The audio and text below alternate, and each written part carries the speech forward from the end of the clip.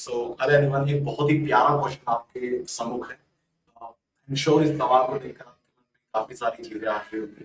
तो ये सवाल बड़ा क्यूरियोसिटी पैदा करने वाला सवाल है। ठीक है, जैसे क्वेश्चन को हम पढ़ते हैं, देखते हैं आप क्या सवाल है और किस तरीके से इसका सॉल्यूशन ऑप्टिम करा सकते हैं। एक बहुत मैं कहूंगा सोचने पे आदमी को मजबूर कर देगा ऐसा सवाल। ठीक है, a small object is at rest on the edge of a horizontal table. It is pushed in such a way that it falls off the other side of the table. ठीक है, which is 1 metre wide.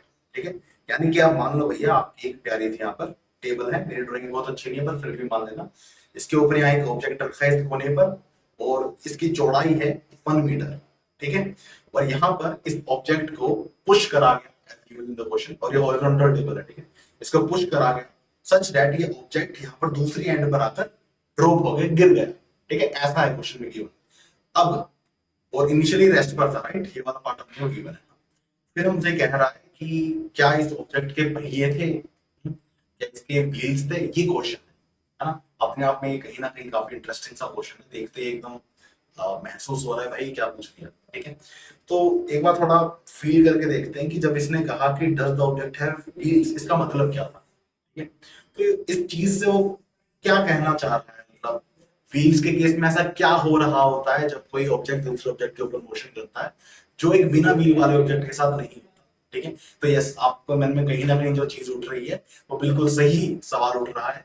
Sliding और rolling वाला part यहाँ पर आपका आने वाला है। ठीक है, हमको बस ये चेक करना है क्या ये ऑब्जेक्ट स्लाइड कर रहा है या नहीं कर रहा है। ठीक है, क्योंकि मैकेनिक्स में जब हम डिस्कशन कर रहे होते हैं तो इसी तरीके से चेक करके देखते हैं।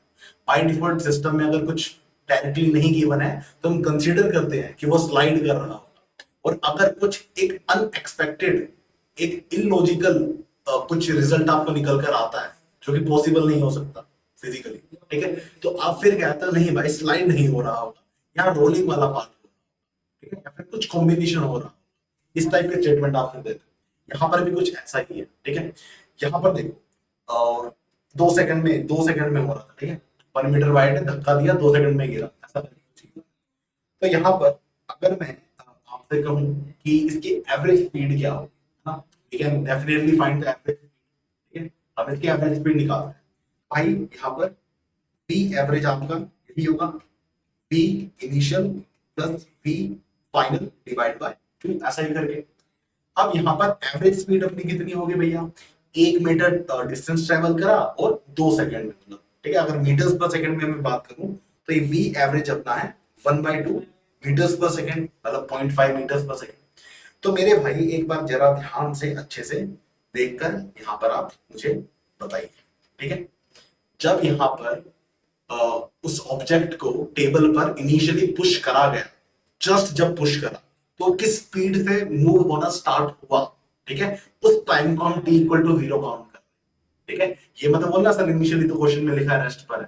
अरे जब हमने पुश करा, पुश करने के बाद ही तो हमारा इवेंट हो रहा है, उसी पर तो हम फोकस करेंगे। ठीक है, तो यहाँ पर अपने पास कुछ पॉसिबिलिटीज हैं। वन ऑफ द पॉसिबिलिटी क्या है, ये v फाइनल हमारा 0 हो जाए। जब मैंने ऑब्जेक्ट को टेबल पर धकेला, ये टेबल के इस कोने पर आगे धीरे धीरे डीएक्सलेट होता होता रुक जाए। मिनिमम तो वीएफ ये हो सकता है। ठीक है, तो वीएफ आपका मिनिमम कितना हो सकता है, 0, या फिर हो सकता है कुछ वेलोसिटी, कुछ स्पीड इसकी रहेगी। तो कुछ ऐसा करके आप लिख सकते हैं कि VF it must be greater than equal to 0, ऐसा करके। तो एक स्पेशल केस मानकर चलते हैं जब हम कहेंगे कि वीएफ मान लो कि हमारा 0 है। ठीक है, वीएफ मान लीजिए हमारा 0। ठीक है, तो उस केस में वी इनिशियल की वैल्यू अपन यहाँ पर देखते हैं। ठीक है, तो उस केस में वी इनिशियल की वैल्यू अपन यहाँ पर देखते हैं। क्लियर कट सभी को नजर आ रहा है कितना आ रहा है, 1 मीटर पर सेकंड।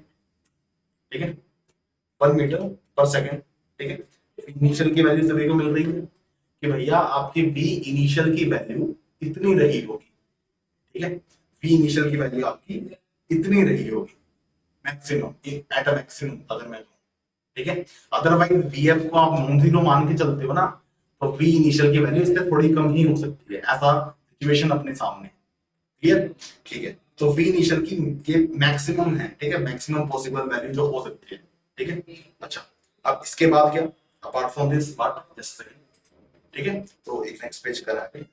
ओके, तो यहाँ पर हमने क्या देखा कि भाई मैक्सिमम स्पीड जो आपकी थी वो आपकी कितनी घट रही होगी 2 सेकंड में, वो था भैया आपका 1 मीटर पर सेकेंड से इनिशियल स्पीड आपकी रही होगी 1 मीटर पर सेकेंड, और ये 2 सेकेंड में जाकर आपकी घटकर 0 हो जा रही है। तो एक्सीलेशन वगैरह वाला पार्ट आप यहाँ पर निकाल सकते हो। एक्सीलेशन जो आपका रहा होगा ये 0.5 मतलब 1/2 मीटर्स पर सेकेंड स्क्वायर ऐसा करके कुछ रहा होगा, ठीक है। और एक कब हो रहा है, इन 2 सेकेंड्स, ये 2 सेकेंड में हो रहा है, ठीक है। ये पूरा जो खेल है या 2 सेकेंड के भीतर भीतर का, ठीक है।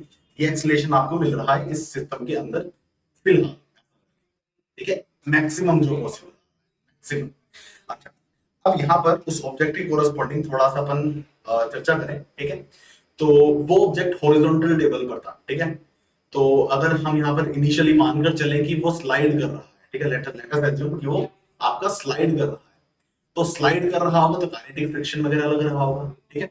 तो यहाँ पर मैं एक सिचुएशन मानकर चलता हूँ कि वो स्लाइड कर रहा है ऑब्जेक्ट, ठीक है। तो न्यू नॉट एन ऐसा, ठीक है।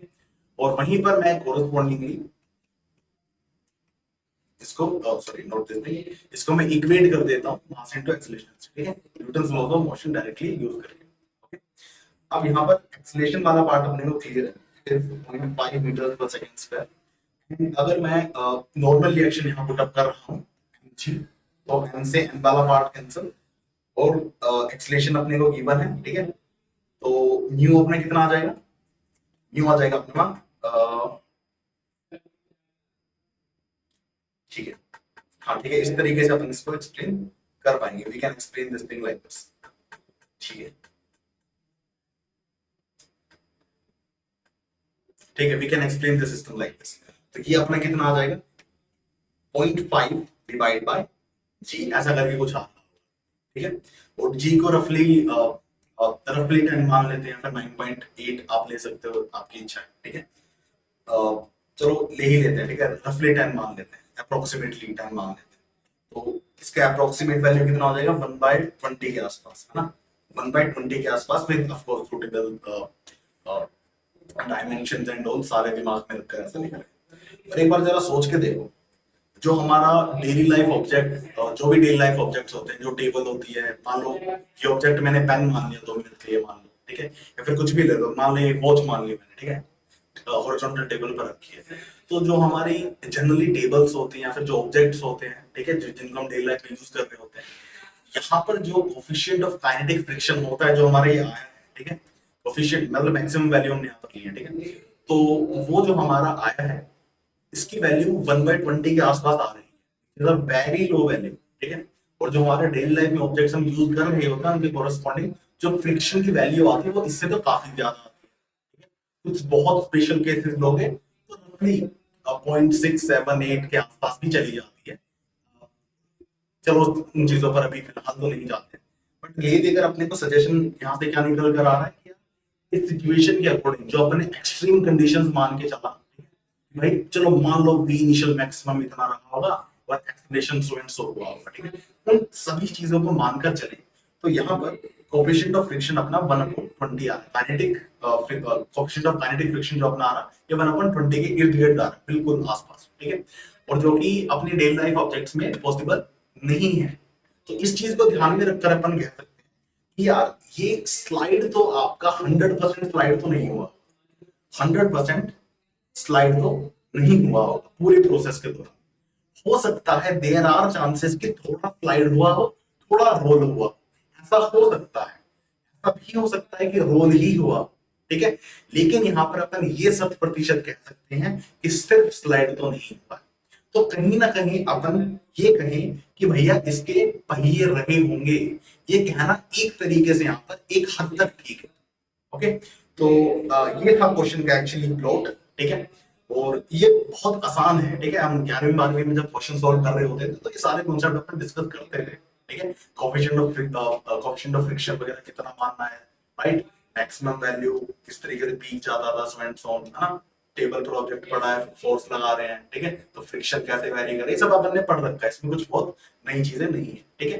तो एक बहुत बेसिक इंट्यूशन से आप बता सकते थे कि ना यार ये तो पॉसिबल नहीं हो रहा होगा अपने डेली लाइफ, ठीक है। तो this is how you can approach this kind of question. I hope आपको ये सवाल पसंद आया होगा। ऐसे बहुत सारे क्वेश्चन हम और भी चर्चा समय के साथ धीरे धीरे कर रहे होंगे, तो आप सभी लोग जुड़े रहिएगा दोस्तों। मिलते हैं ऐसे ही एक बहुत ही बेहतरीन कॉन्सेप्ट के साथ। तब तक के लिए थैंक यू सो मच। जय हिंद, जय भारत।